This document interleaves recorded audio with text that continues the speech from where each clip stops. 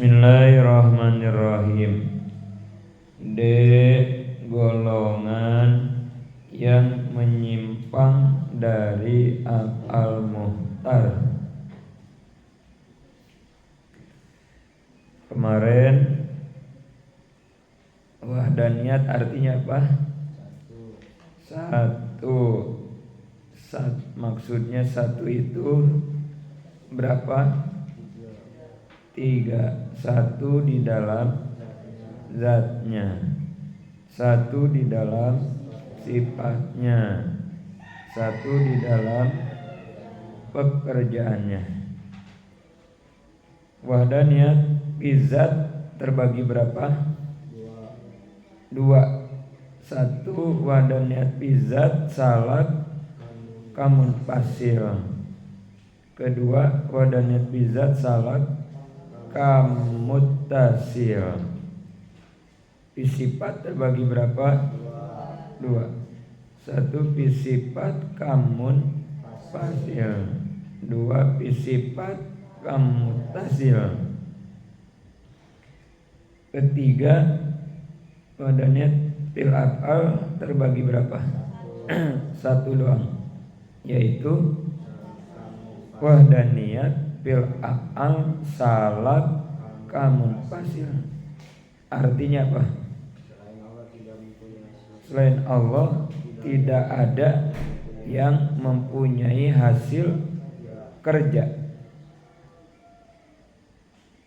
Kenapa tidak ada kamutasilnya fil af'al? Karena hasil ya, bukan pekerjaan. Karena hasil pekerjaan Allah itu banyak ya. Kemudian dari af'al Allah, dari pekerjaan Allah, af'al Allah itu terbagi berapa? Dua. Satu af'al mubtor, artinya pekerjaan Allah yang tidak ada campur tangan makhluk, tidak lewat makhluk. Kedua af'al muhtar, artinya pekerjaan Allah yang lewat makhluk. Sekarang bagian D, golongan yang menyimpang dari af'al muhtar. Berarti orang-orang yang menyimpang, berarti yang salah ya, menyimpang. Keyakinannya salah berarti. Satu, namanya golongan pulasipah. Orang-orang filsafat berarti ya, pulasipah. Kafir ini ya, kafir pulasipah. Penyimpangannya apa? Dia mengitikadkan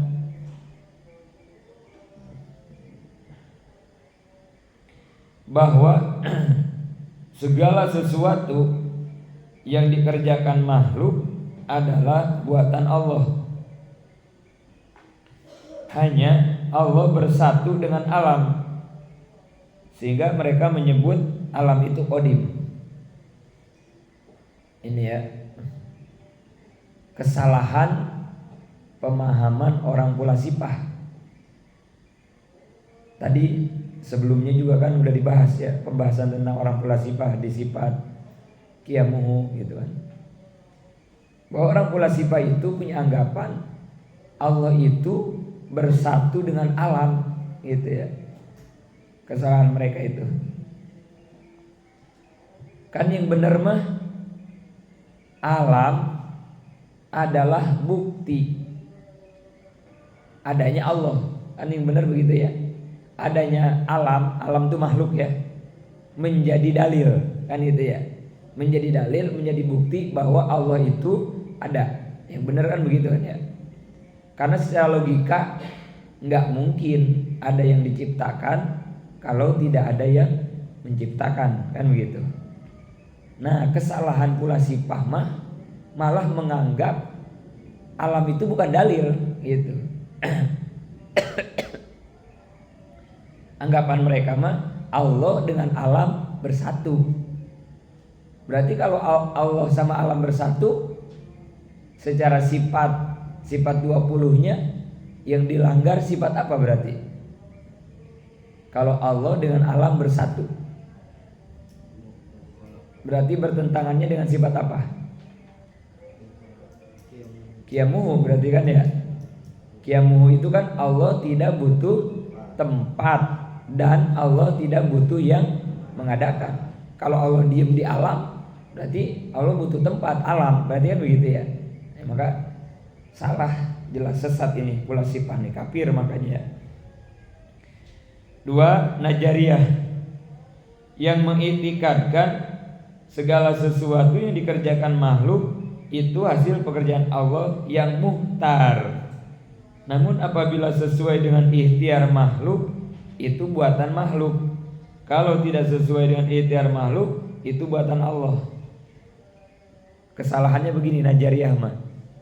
Dia percaya bahwa apa yang dilakukan oleh makhluk itu disebutnya af'al muhtar. Kan benar berarti kan gitu ya. Sama yang tadi kan, af'al muhtar itu adalah pekerjaan Allah melalui makhluk. Cuman kesalahannya tuh di sini. Kalau hasil kerjanya sesuai harapan makhluk, itu berarti kalau sesuai dengan ikhtiar makhluk itu berarti pekerjaan makhluk. Tapi kalau nggak sesuai dengan pekerjaan makhluknya, itu malah dibalikinnya ke Allah. Contoh gini, af'al muhtar itu contohnya tadi kayak apa af'al muhtar? Pekerjaan Allah yang lewat manusia itu kayak apa contohnya? Kayak ngaji misalnya kan ya. Ngaji, terus kalau ngaji hasilnya apa? Nah, kata orang Najariyah begini, memang ngaji itu af'al muhtar Allah, dia yakin benar. Tapi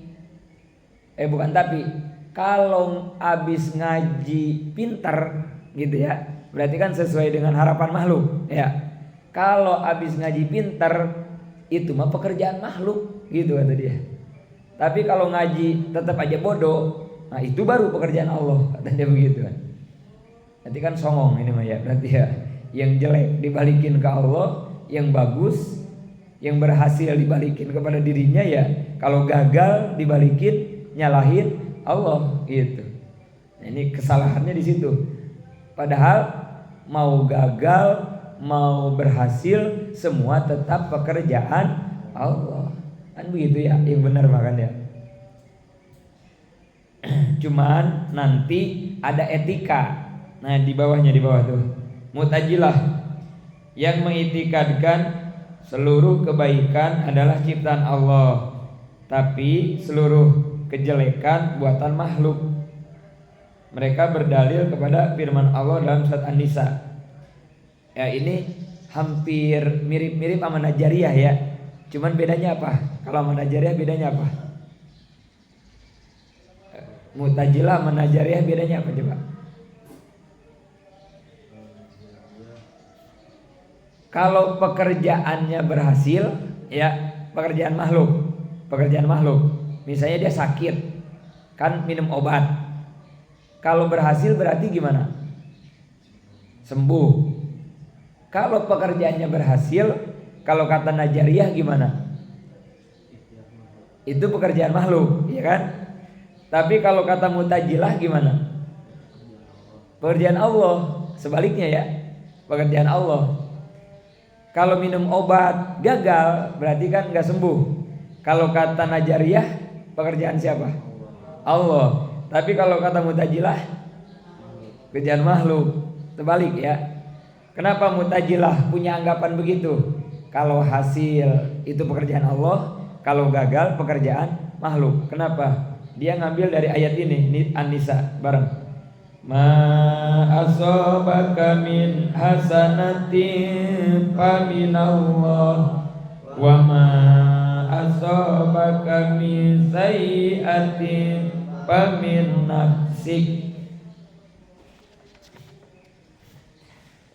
Apa saja kebaikan yang kami peroleh adalah dari Allah.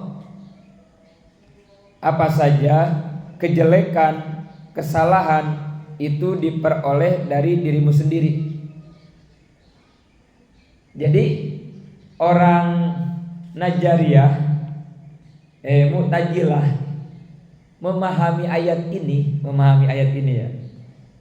Ma asobaka min hasanatin faminallah. Apa yang kejadian yang baik, setiap kejadian yang baik itu dari Allah, gitu ya. Artinya kan begitu ya. Ma asobaka min hasanatin faminallah. Setiap perkara yang baik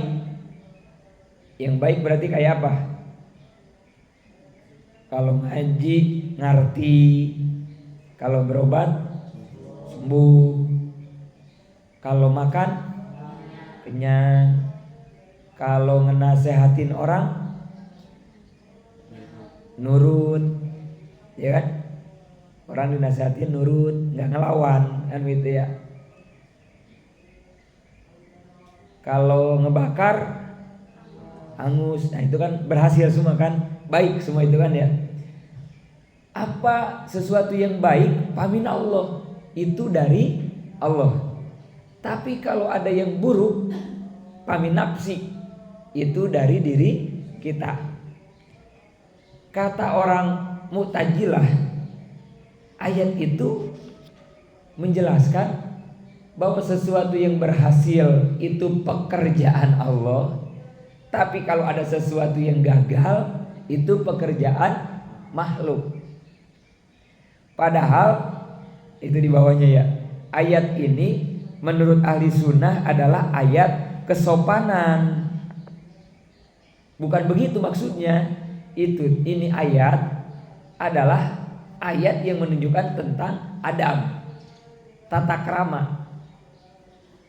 Awas, pahami ya. Jadi ayat ini sebetulnya menjelaskan tentang apa? Tata krama. Apa maksudnya tata krama? Secara etika, kalau ada yang baik, katakan itu datangnya dari Allah. Secara etika, bukan akidah ya, akhlak. Berarti kalau akhlak urusan apa? Ihsan, ya. Bukan urusan akidah ayat ini mah.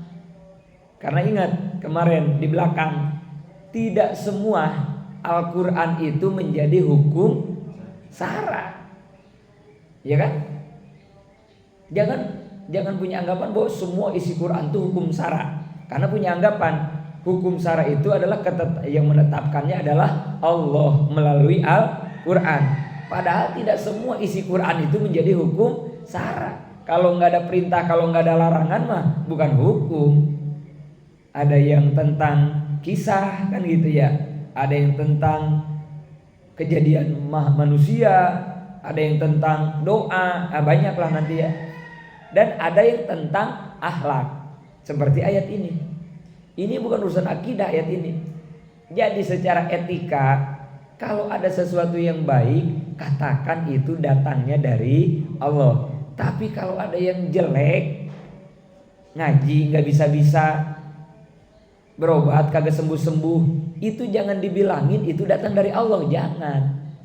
Bilang aja itu dari kesalahan, kebodohan, kekurangan diri kita. Ya Allah, ngaji kok saya kagak bisa-bisa ya. Dasar diri ini bodoh, banyak dosa, jadi susah ngerti. Nah, itu etikanya begitu. Bukan anggapannya, penafsirannya yang baik itu pekerjaan Allah, yang buruk ada pekerjaan makhluk. Bukan begitu. Karena ini bukan urusan akidah. Ayat itu mah, nah itu kesalahan orang Mu'tazilah. Gitu ya. Makanya kan kalau yang ceramah suka diakhiri begitu kan ya. Kalau sebelum salam kan kayak gitu ya.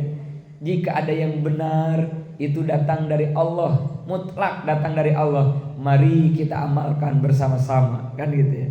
Tapi jika ada yang keliru, ada yang salah dari ucapan saya, itu datang dari kebodohan diri saya sendiri, maka maafkanlah, koreksi, kan begitu kan ya. Itu tuh maksudnya tata krama. Padahal ya secara akidah mau yang baik, mau yang buruk, mau yang berhasil, mau yang gagal, semua itu adalah pekerjaan siapa? Allah. Kulla yusibana illama kataballahu lana. Semua yang menimpa kepada kita yang baik dan yang buruk itu sudah menjadi ketetapan Allah. Cuma secara etika kalau yang jelek jangan dibilang perbuatan Allah gitu. Kayak apa contohnya? Yang nanti sering contohin? Nah, cewek yang hamil, yang hamilnya di luar. Kenapa dia hamil? Padahal belum nikah. Itu sama Allah dibikin bunting, ya kan? Jadi jelek. Kenapa itu dia berobat kagak sembuh-sembuh? Ya itu sama Allah nggak dibikin sembuh, kan jelek banget kan gitu ya. Jadi secara etika nggak boleh begitu. Kenapa dia bunting? Itu pacaran mulu tiap malam minggu sama pacarnya, jadi aja gitu. Secara omongan, tapi di hati kan keyakinan mah tauhid akidah urusan hati kan. Tapi tetap di hati mah ia yakini bukan sama si lelaki itu. Itu hakikatnya dibikin bunting oleh Allah. Tapi dalam hati doang. Nah, gitu ya. Ini sesuai juga dengan An-Nisa 78. Kullu min indillah. Katakan seluruh kejadian mau baik mau jelek sebetulnya mah ciptaan Allah. Secara hakikat mah kan begitu ya. Cuma ayat tadi bukan ayat akidah, bukan ayat hakikat, bukan ayat tauhid, itu mah ayat akhlakul karimah ya. 4. Kafir tobaiyah yang mengiktikadkan bahwa dengan kebiasaan sesuatu watak makhluk bisa menghasilkan asar kerja seperti adanya hangus karena adanya api. Jadi tobaiyah mah yang sangat berpegang teguh kepada hukum apa berarti? Adat. Padahal hukum adat itu hukum paling lemah. Ya. Hukum adat itu hukum paling lemah. Kesalahan kafir tobaiyah, hukum yang lemah itu malah dipakai kekuatan. Jadi kata mereka, sesuatu yang sering terjadi, hukum adat berarti kan begitu ya. Sesuatu yang sering terjadi itu pasti menghasilkan itu. Ini kesalahan tobaiyah. Padahal ya kemarin hukum adat itu sah gagal kan gitu ya. Sah gagal. Kalau hukum akal, hukum adat enggak gagal, Nabi Ibrahim hangus dong kan gitu ya. Nabi Ibrahim hangus dong dibakar. Ini kesesatannya di sini ya. Memang kita juga mengakui setiap yang dibakar itu hangus. Kita juga oke, setuju kan? Di mana-mana setiap yang dibakar hangus. Itu namanya kebiasaan. Tapi bukan berarti walaupun biasanya yang dibakar itu hangus sehingga sesuatu yang sering terjadi itu menjadi kepastian, kan enggak. Memang betul setiap yang dibakar hangus, tapi kan adat mah ada gagalnya. Contohnya Nabi Ibrahim. Memang setiap yang ngaji kalau ngedengerin, merhatiin, nyimak, nulis pasti ngerti. Memang. Tapi kan ada santri yang belajarnya dinas khusyuk tetap aja kagak ngerti. Kan gitu ya. Berarti kan enggak mempunyai hasil kerja, kebiasaan mah gitu ya. Namanya juga hukum adat. Nah, disitulah kesalahan tobaiyah gitu ya. Kalau kata dia mah pasti gitu ya, kebiasaan itu pasti menghasilkan gitu ya. Nah, itu kesalahannya di situ ya. 5. Jabariyah atau jindik.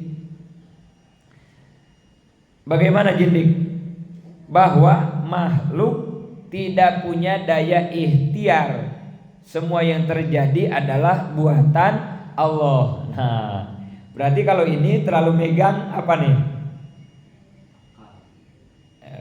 Bukan. Kalau tobaiyah kan adat, ya terlalu megang adat. Kalau Jabariyah berarti terlalu megang hakikat, ya kan? Terlalu megang hakikat. Yang mana hakikat? Kulla yusibana illama kataballahu lana. Semua yang terjadi itu adalah ketetapan Allah. Benar enggak?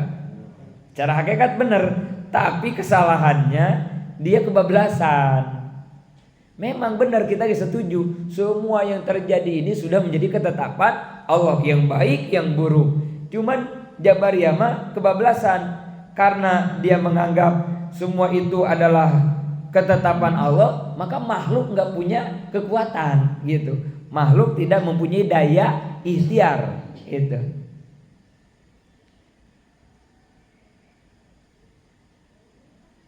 Jabar itu artinya apa? Ya Jabar, ya Kohar. Jabar itu apa? Arti Jabar. Kalau Kohar apa?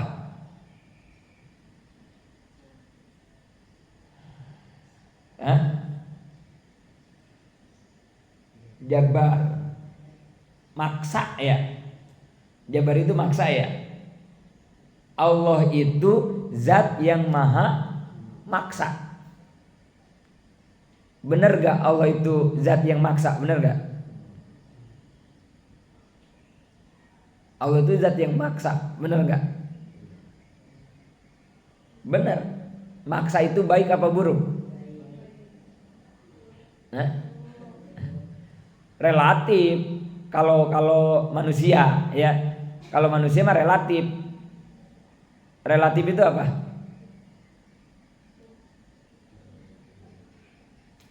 Relatif apa? Itu yang buat nempelin apa itu? Oh, double tip itu mah. Apa relatif? Kalau santri itu rajin gitu ya, itu aktif itu. Relatif mah itu bekas botol aqua bekas ini dibikin lukisan, itu relatif. Kreatif itu mah. Ya relatif itu tergantung gitu ya. Relatif itu tergantung. Jadi kalau menurut manusia maksa itu enggak semua baik, enggak. Tergantung. Kalau manusia, pemaksaan manusia mah enggak semuanya baik, tergantung, relatif. Kalau dipaksa suruh berjamaah berarti baik gitu mah. Tapi kalau maksa dia pengen tidur supaya ada temennya mau ngaji dipaksa, udah tidur aja, tidur, temenin gue tidur, dipaksa, ditarik, diikat, disatuin sama badan dia misalnya. Ayo lu biar nggak kemana tidur sama gue bareng. Biar entah kalau kita dihukum berdua, nah itu mah jelek, maksa begitu mah ya. Tapi kalau Allah itu zat pemaksa. Kalau Allah jelek apa bagus maksanya? Pasti baik. Allah mah nggak bakalan maksa yang jelek. Contoh Allah maksa seperti apa? Puasa. Allah maksa ke kita. Maksanya dengan apa puasa? Allah maksa kita puasa dengan apa coba? Dengan sebuah hukum wajib. Ya kan? Dengan sebuah hukum. Kalau Ramadan itu sunat, kita puasa enggak? Dipaksa sama Allah. Gua tahu kalau sunat lu enggak puasa. Udah wajibin aja. Kutiba alaikumusiyam. Jadi aja kepaksa kita di puasa. Padahal mah males kan itu ya. Dipaksa. Atau masuk surga. Dipaksa enggak kita masuk surga? Pakai apa? Pakai kewajiban semua ya. Baik gak itu ya? Baik gak Allah maksa masuk surga? Baik gak? Allah maksa puasa, emang buat apa kata Allah? Gua ini ya maksa lu puasa, emang buat apa sih? Buat lu juga kata Allah. Apa kata Allah? Lu dengan puasa sehat. Ada yang punya emah gak di sini? Yang kalau pagi-pagi belum nyarap suka rada sakit lambung, ada gak? Ada gak? Kamu kan masih muda maksudnya. Abi beranggapan husnuzon lambung kamu masih bagus. Ada nggak yang ngerasain begitu? Kalau belum nyarap pagi-pagi tuh celekit perih, ada nggak? Ada yang udah ngerasain begitu? Berarti lambung kamu parah ya. Masih muda udah begitu berarti ya. Kirain lambung kamu masih kuat. Bener pernah ngerasain begitu? Pagi-pagi gitu perih nyelekit gitu ya. Kalau belum nyarap. Tapi selama kamu puasa Ramadan pernah nggak ngerasain itu? Luar biasa ya. Enak nggak perut kamu? Enteng, enak, nggak ada perih-perihnya kita ya. Sampai maghrib nggak ada perih-perihnya. Lapar biasa doang kan, nggak sampai perih kan ya. Haus biasa, nggak ada perih ya. Itu bukti sehatnya puasa kan. Buat sehat aja, buat sehat kita harus dipaksa sama Allah ya. Ya Allah, kenapa ya harus dipaksa? Saking baiknya Allah kan.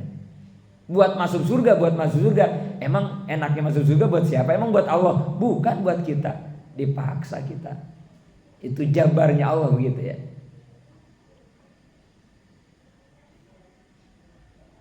Semua pemaksaan Allah itu baik, ya jabar. Nah, orang Jabariyah adalah orang yang merasa dipaksa. Nah, gitu ya. Merasa dipaksa. Karena dia merasa dipaksa, maka dia punya anggapan kalau orang dipaksa punya kekuatan nggak? Punya kemampuan nggak orang dipaksa? Orang yang terpaksa, yang dipaksa, punya kekuatan nggak? Logikanya punya kekuatan nggak? Nggak punya kekuatan. Kenapa? Karena dia lemah. Tanda dia terpaksa, bisa dipaksa, itu ciri seseorang itu lemah. Kalau orang kuat bisa nggak dipaksa? Enggak.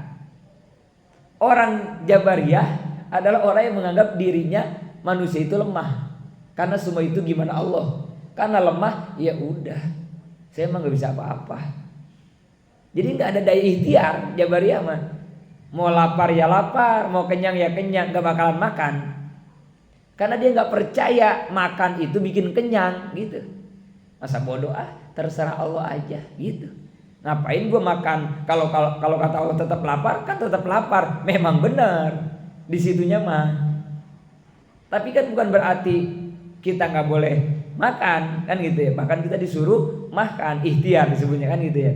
Tapi Jabariyah mah kebablasan, megang syariatnya kebablasan gitu ya. Sebagaimana orang Tobaiyah megang adatnya kebablasan. Makanya dia disebutnya kafir. Jabariyah itu kafir, Tobaiyah kafir. Salahnya di situ ya.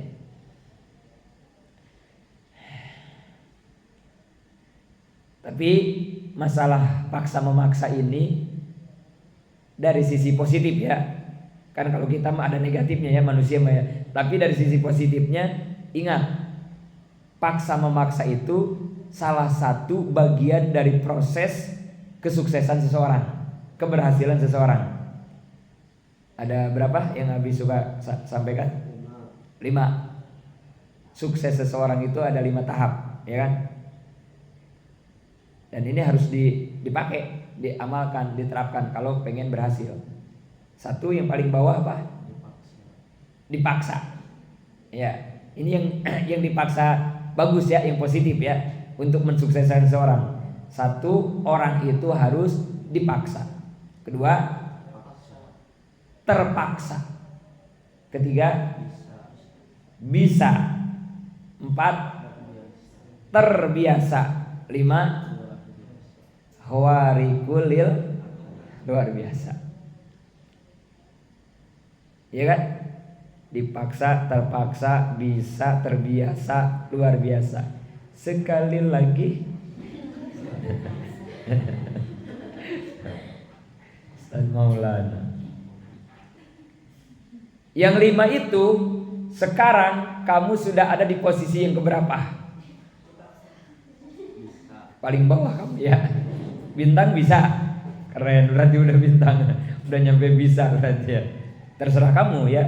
Itu gak bisa diomongin. Hanya hati kita yang bisa menjawab. Ini sekarang kamu ngaji. Ini ngaji nih sekarang. Di posisi yang mana kamu?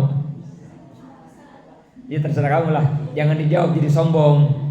Ntar kalau udah ngomong, kalau menjawab luar biasa bi, wah sombong amat kan itu ya. Kalau kata si Mandra, sombong amat. Jangan dijawab, di hati aja. Ada yang dipaksa ngaji sekarang kan gitu ya. Lebih kan biasanya juga sorogan. Ini kenapa ngaji sih? Kan kalau sorogan saya bisa tiduran. Ngaji begini kan saya repot. Kalau saya tiduran ntar seluruh olahraga sama Abi kan. Akhirnya terpaksa aja dia kan itu ya. Terpaksa. Gara-gara dipaksa jadi terpaksa.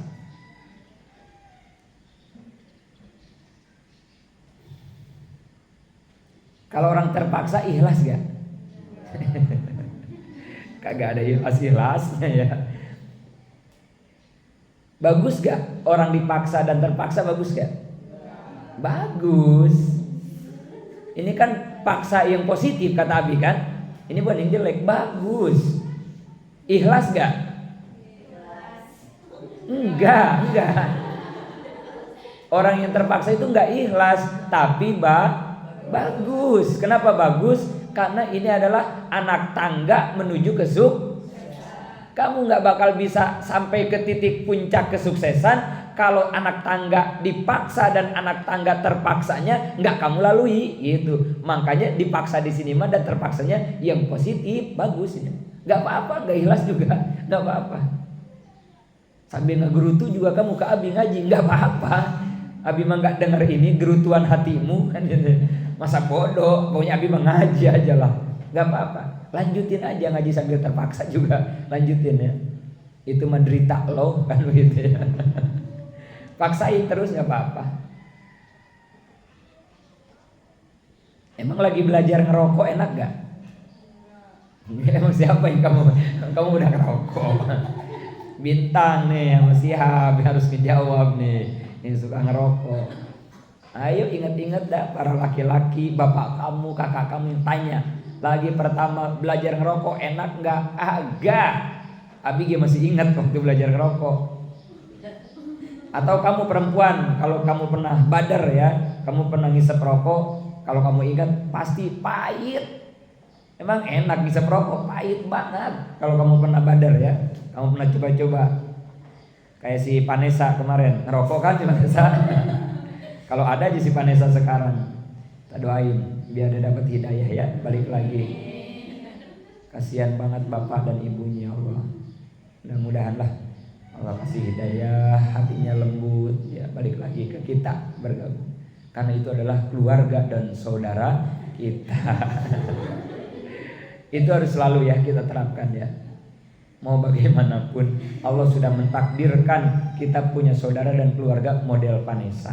Itu harus kita jiwai kan itu. Dia udah menjadi keluarga kita, maka wajib kita mendoakannya gitu ya. Jangan benci, nggak boleh ya. Ingat, gibah boleh nggak gibah ngomongin orang? Nah, tapi kalau kita ngomonginnya tidak sampai ke hati, nggak apa-apa. Gimana maksudnya nggak sampai ke hati gimana? Kalau ngomongin orang sampai ke hati begini nih. Ih, si Vanessa ya maling kan gitu ya. Maling mulu ya. Ih, gitu ya. Tembus ke hati. Kalau tembus ke hati itu gimana? Benci. Tandanya begitu ya. Kita benci sama si Vanessa-nya. Ih, jember banget gue. Ih, gitu ya. Itu berarti selain kita ngomongin si Vanessa di belakangnya, di hati juga ada benci. Itu yang dosa yang bakal kayak makan bangkai saudaranya yang kayak begitu.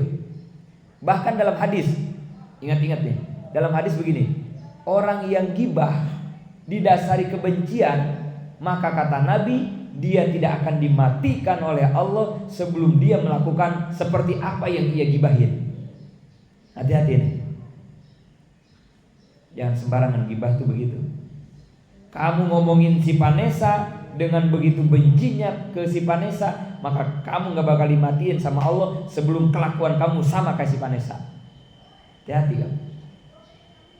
Maka kalau kita masih resep ngomongin orang gibah, ya gak apa-apa, orang hobi kita kan ya, omongin aja. Tapi tolong hati jaga, jangan ada benci. Bahkan kalau bisa mah ada kasihan. Diomongin deh karena kasihan gitu. Kasihan amat ya si Vanessa ya, Ya nggak apa-apa, omongin malingnya nggak apa-apa. Dia maling ya kemarin, dia maling. Omongin aja, omongin. Emang kita resep kan, nggak gosip kan itu ya. Omongin aja. Dia maling ya, maling kosmetik ya. Ih, kasihan banget ya. Nah, itu yang harus dijaga di hati ya. Ada kasihan. Sehingga kalau kasihan, nanti ketika kita ketemu si Vanessa dan ada peluang kita bisa memberi nasihat, pasti kita pengen nasihatin. Kalau dasarnya kasihan. Tapi kalau benci, ketemu orangnya juga, dekat orangnya juga jember, sonoan lu, gitu. Begitu kan bedanya ya. Jadi mau ngomongin orang, kalau emang kita masih hobi, omongin aja, nggak apa-apa. Tapi tolong hatinya dijaga. Nah gitu ya. Karena ini bahaya, masalah gibah. Tapi bagusnya mah nggak boleh ngomongin orang, bagusnya gitu. Tapi kalau belum kuat, ya yang penting hatinya dijaga, gitu ya. Terus apa tadi sebelum ke si Vanessa? Sebelum ngebahas si Vanessa apa tadi? Tadi lagi ngebahas apa ya? Hah? Ah iya, si Vanessa ya. Kalau si Vanessa ada nih, kan dia ngerokok kan itu. Abi mau tanya kan itu. Enak gak Vanessa kamu lagi kan belum candu kan? Baru sekenyot dua kenyot kan dia ya. Abi mau tanya, enak gak? Pasti jawaban dia gak enak Bi, panas pahit. Emang bako enak gak enak? Pahit.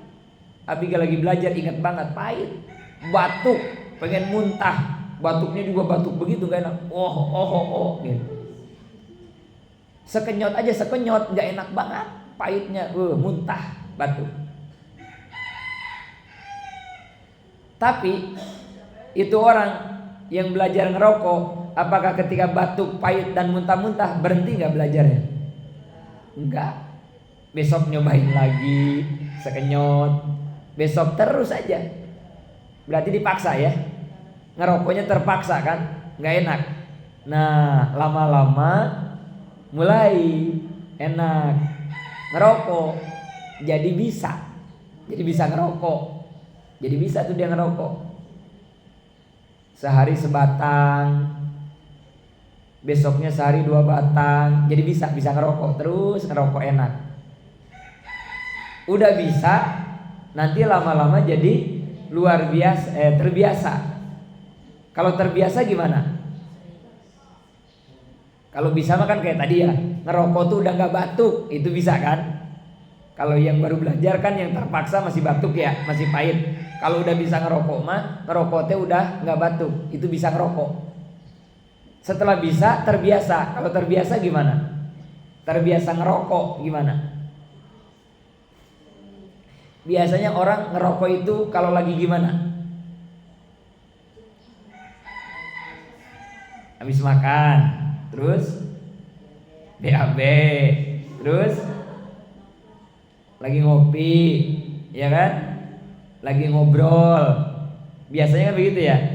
Nah, kalau udah terbiasa, udah biasa BAB ngerokok, kira-kira udah kebelet, udah pengen keluar BAB, terus lupa ke WC kagak bawa rokok, kira-kira dilanjutin gak BAB-nya?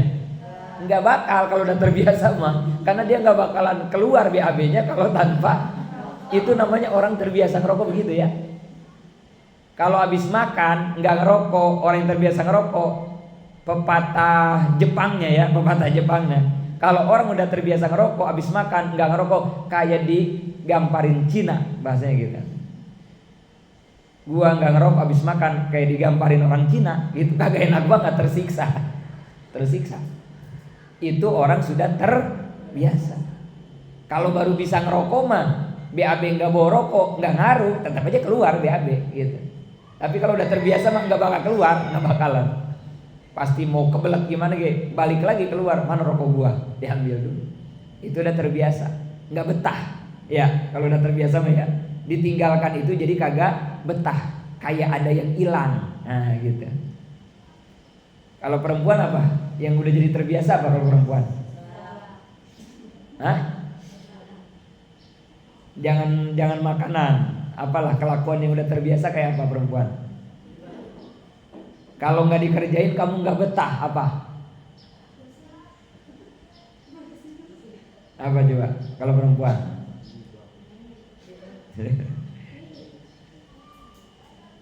Bawa kaca ya? Iya kan? Bawa kaca ya. Cobalah kalau kamu hadir di hajatan, lihat ibu-ibu yang suka ke hajatan. Kalau habis makan prasmanan, apa yang diambil coba? Iya kan? Perempuan kan begitu kebiasaannya tuh, bawa kaca kecil. Kalau kamu mungkin belum lah gitu ya. Ntar kalau udah jadi ibu-ibu mungkin begitu ya.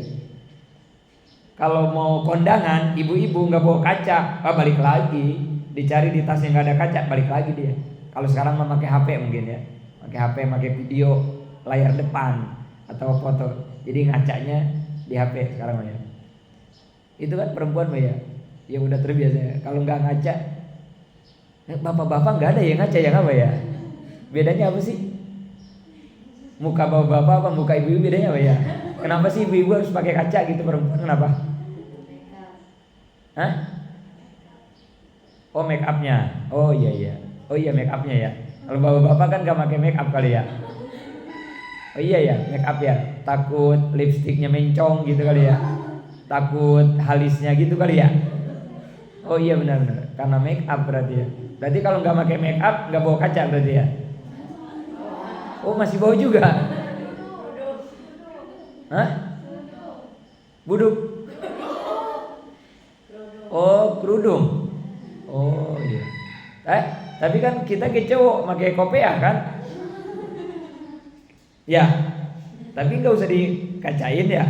Kita mau miring, mau kayak Gus Baha, mau begini kan santai aja kita makan ya cowok mah ya.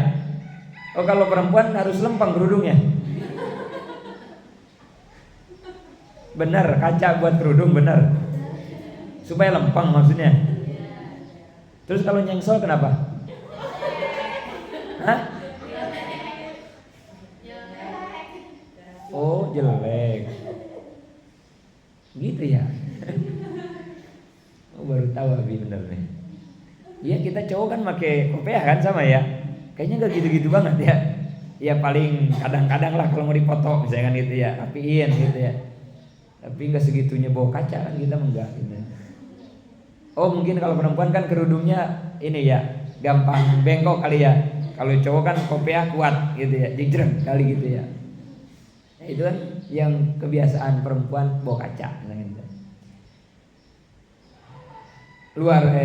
Bisa terbiasa, nah baru terakhir luar biasa. Luar biasa mah berarti amal yang sudah ikhlas, itu ya luar biasa. Tahajud buat kalian di tingkat yang mana sekarang? Terpaksa ya kan? Bisa boleh terserah ya. Bisa. Nah nanti kalau terbiasa, kamu udah terbiasa tahajud, kalau nggak tahajud enak gak? Nah begitu, kayak kamu nggak bawa kaca lah, nggak enak, nggak tahajud deh, nyesel banget gitu, aduh kesiangan, nyesel banget. Kalau sekarang makan kesiangan, alhamdulillah, kenyang gua tidur gitu ya. Kan kalau yang nggak biasa bawa kaca, nah kayak cowok kan nggak terbiasa bawa kaca ya. Coba kalau begitu dia buka tasnya di dalam ada kaca, apa yang terjadi? Sialan siapa yang masukin kaca nih? Iya kan? Pasti dilempar kan ya. Sialan siapa sih nih ngerjain gua ini tuh ya. Karena iya kan malah benci. Kayak kita kan nggak tahajud malah alhamdulillah kan begitu ya. Tapi begitu nggak tahajud, kalau udah terbiasa, nyesel kan kalau udah terbiasa ya. Nah, kalau udah begitu nanti tahajud kita naik ke fase yang terakhir menjadi tahajud yang luar biasa. Bagaimana yang luar biasa? Udah enak tahajudnya teh, udah enak, udah ikhlas, udah nggak ada beban, udah enak. Nah itu luar biasa. Tapi kamu tidak akan sampai ke puncak luar biasa kalau tidak menjalani, melewati anak tangga, dipaksa, terpaksa, bisa, terbiasa, baru gitu ya. Itu ya kunci sukses 5 itu. Ingat-ingat di semua hal ya, di semua hal harus begitu. Itu ngebahas masalah terpaksa yang positif di makhluk gitu ya. Tapi untuk Allah nggak ada paksaan Allah yang buruk, untuk kita semuanya baik. Jabbar ya. Sampai situ dulu ya, nanti dilanjutkan Qadariyah. Allahu a'lam bishawab. Rabbil